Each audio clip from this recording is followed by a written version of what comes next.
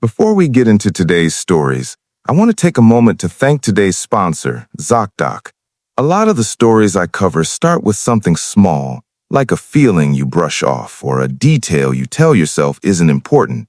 And honestly, that's not too different from how a lot of us treat our own health, like a weird pain or just the mental stress of knowing you probably should see a doctor, but putting it off anyway.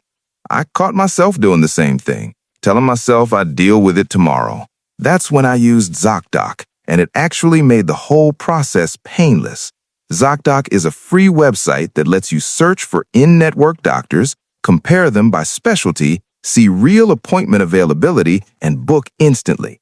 In many cases, you can get in within just a couple of days.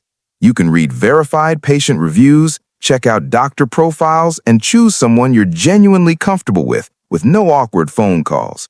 What I loved was being able to find a doctor who had next-day availability and reviews that specifically mentioned listening and taking patients seriously. That matters because walking into an appointment already feels stressful enough.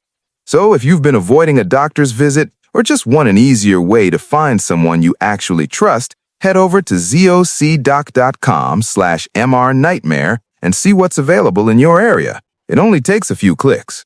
I went camping alone last winter with my dog Roscoe, and it's something I'll never do again. I had taken a few days off work and wanted to get away from people.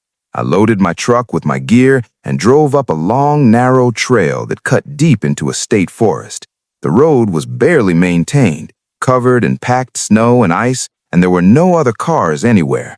After driving for almost an hour, I parked at a small pull-off that looked like it hadn't been used in a long time.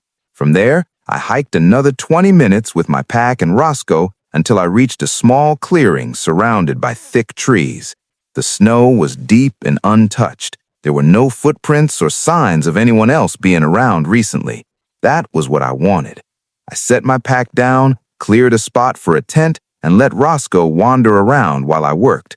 He stayed close, sniffing the snow and the trees and just jumping around playing.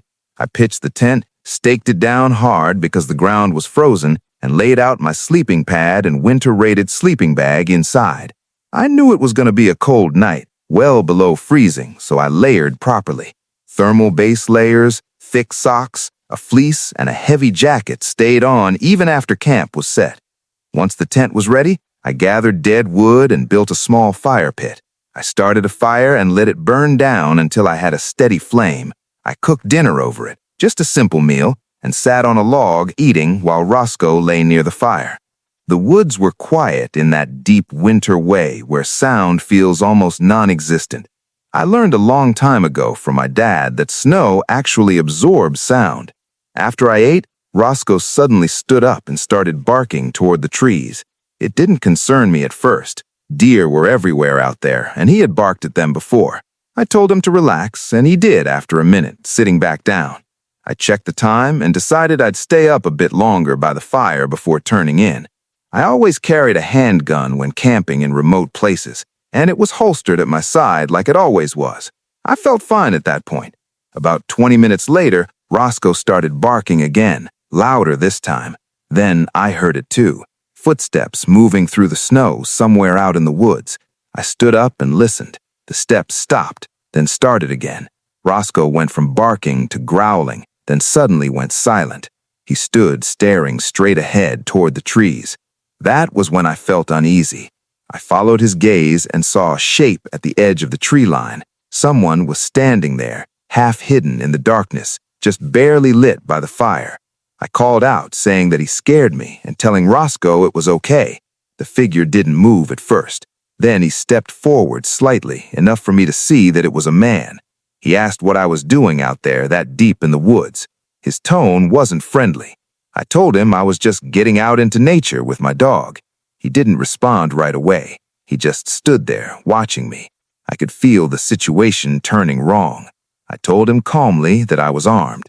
The man slightly laughed and said something about me threatening him instead of inviting him to join me, and asked where my hospitality was.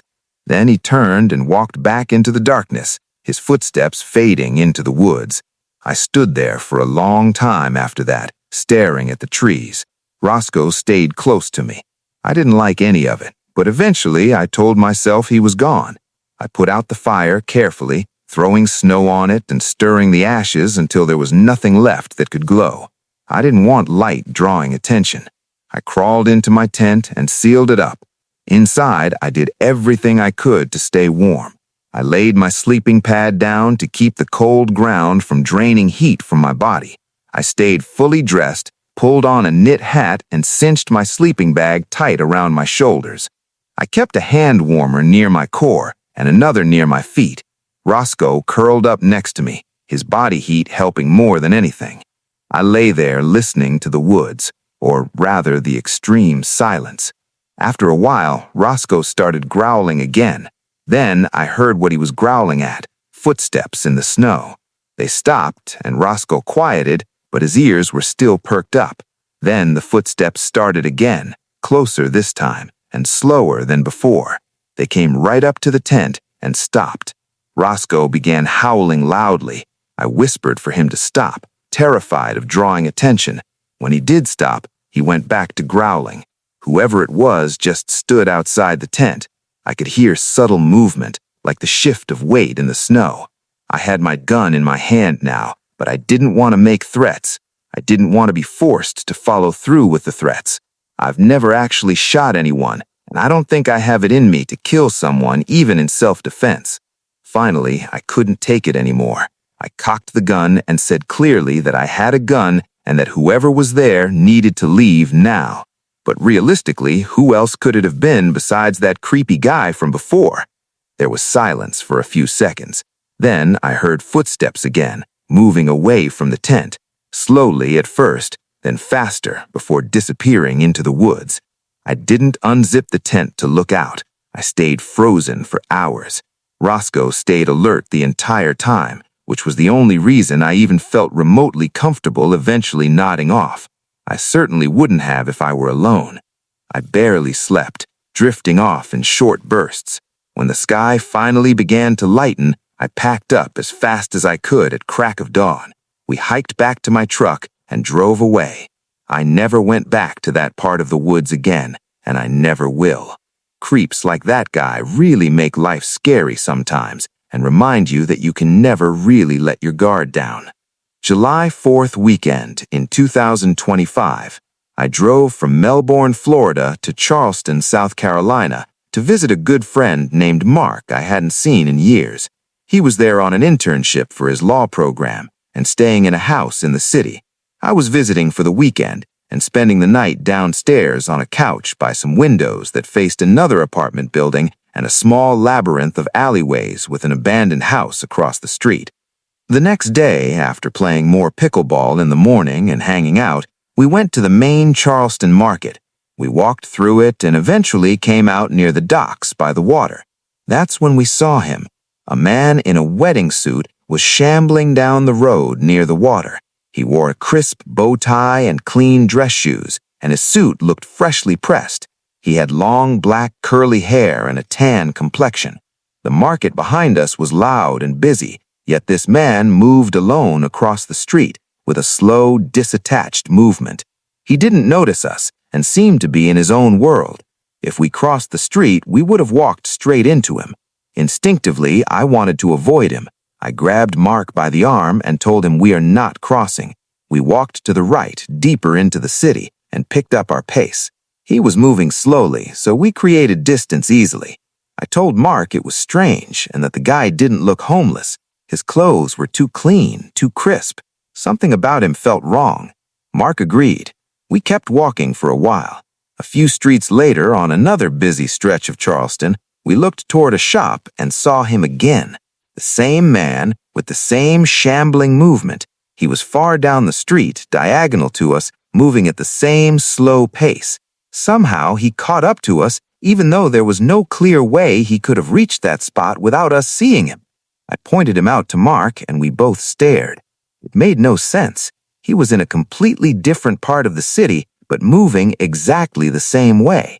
We pushed it aside and kept exploring Charleston. The next day was July 4th, and that night we watched the fireworks on an island about 20 minutes from the city. By then, we had mostly forgotten about the man in the suit. We assumed he was just some strange person wandering around, but something about him set off alarm bells. It felt out of place, wrong. That night, we decided to go on a ghost tour, which we had already planned before the trip. It was my last night in Charleston on July 5th, and the city was packed. It was a busy Saturday night with crowds everywhere, lights pouring from restaurants, and that historical atmosphere Charleston has after sunset. We finished the ghost tour and walked through the main area of the city filled with restaurants and nightlife. The street was crowded, and a particular wave of people was moving towards us and quite fast. As this group approached, both Mark and I noticed something at the exact same moment. It was him, the same man in the same wedding suit with the same black curly hair, shambling in the middle of the crowd, as if he had been placed there. He stood out instantly.